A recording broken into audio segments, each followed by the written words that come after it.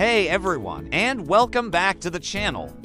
If you've ever watched a rocket launch, chances are you've seen that iconic image, a fiery plume climbing into the sky over a vast ocean, with palm trees silhouetted against the dawn. That legendary view almost always comes from one place, Florida. But have you ever wondered why? Why did this sunny, swampy peninsula become humanity's primary launch pad to the stars? It's not just about the beaches and theme parks. Florida's connection to space is a story of geography, history, and incredible ambition. Today, we're diving deep into the powerful bond between the Sunshine State and NASA. So, let's rewind the clock. The space race is on, and the United States needs a place to safely and efficiently launch rockets. They looked at a map and realized Florida had a few major advantages. The most important one, physics. The Earth spins fastest at the equator.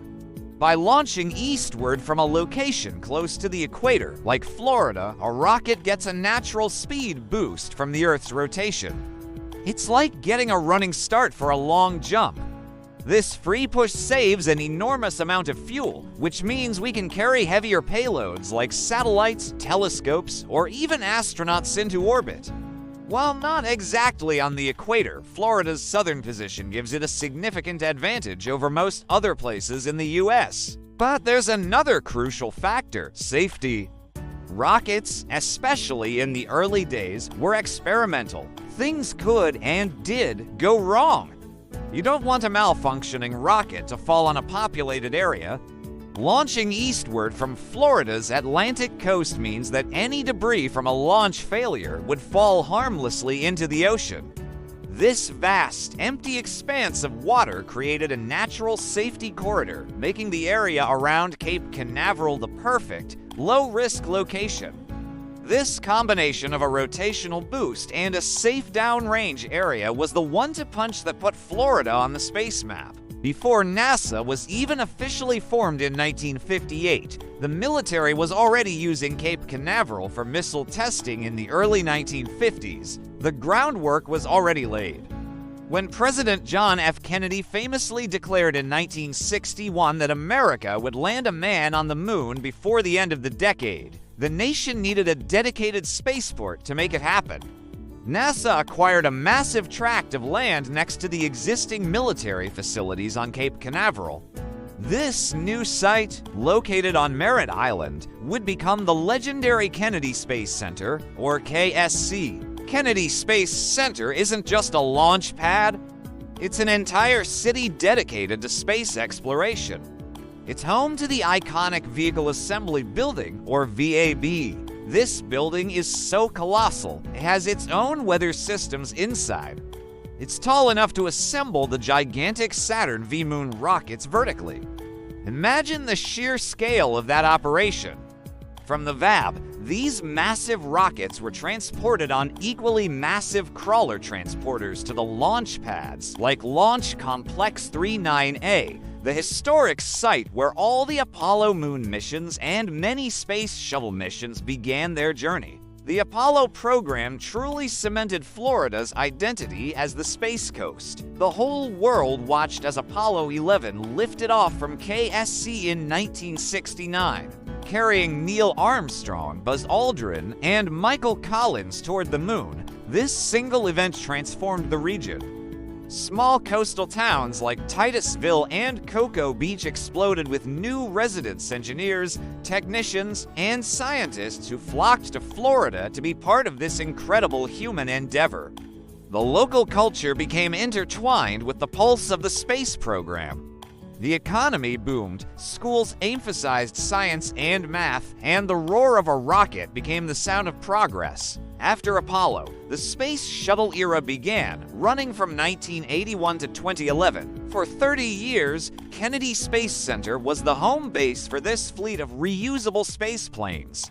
The shuttle launched like a rocket and landed like a glider, often right back at the shuttle landing facility at KSC. These missions deployed iconic scientific instruments like the Hubble Space Telescope and were instrumental in building the International Space Station. Each launch and landing was a major event, drawing crowds from all over the world to the Space Coast to witness history. The shuttle program kept Florida at the forefront of human spaceflight for a generation. When the shuttle program ended in 2011, some worried it was the end of an era for the Space Coast. But it was actually the dawn of a new one. NASA shifted its strategy, partnering with private companies to foster a new commercial space industry. Kennedy Space Center transformed from an exclusive government facility into a multi-user spaceport. Companies like SpaceX and Blue Origin moved in, leasing and refurbishing the historic launch pads. United Launch Alliance, a joint venture of Boeing and Lockheed Martin, also continued its critical launches of national security and scientific payloads. Today, the Space Coast is more vibrant and busier than ever. SpaceX, led by Elon Musk, now regularly launches its Falcon 9 and Falcon Heavy rockets from the same pads that once hosted Apollo and the Space Shuttle. They've pioneered reusable rocket technology, with first-stage boosters returning for spectacular landings back at Cape Canaveral. This has dramatically lowered the cost of access to space and increased the frequency of launches. Florida's sky is now constantly streaked with the light of rockets heading to orbit, carrying everything from Starlink internet satellites to astronauts on their way to the International Space Station aboard the Crew Dragon capsule. And it's not just about launching things into orbit. Kennedy Space Center remains a hub of innovation for NASA's own deep space ambitions. The Artemis program, NASA's plan to return humans to the moon and eventually go to Mars, is centered right here.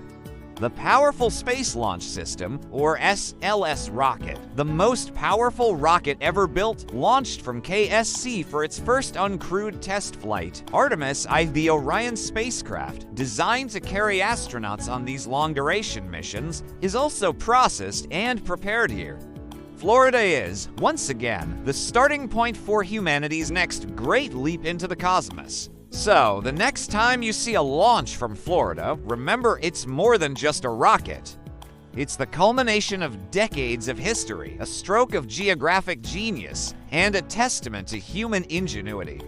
From the first tentative missile tests to the grand voyages of Apollo, the workhorse era of the Space Shuttle, and now the dynamic commercial space race and the Artemis missions, Florida has been our constant gateway to the heavens. It's a legacy written in fire and ambition, forever connecting the Sunshine State to the stars. Thanks so much for watching. If you enjoyed this journey to the Space Coast, please hit that like button and consider subscribing for more stories about science and exploration. Let me know in the comments what your favorite NASA mission is. Until next time, keep looking up.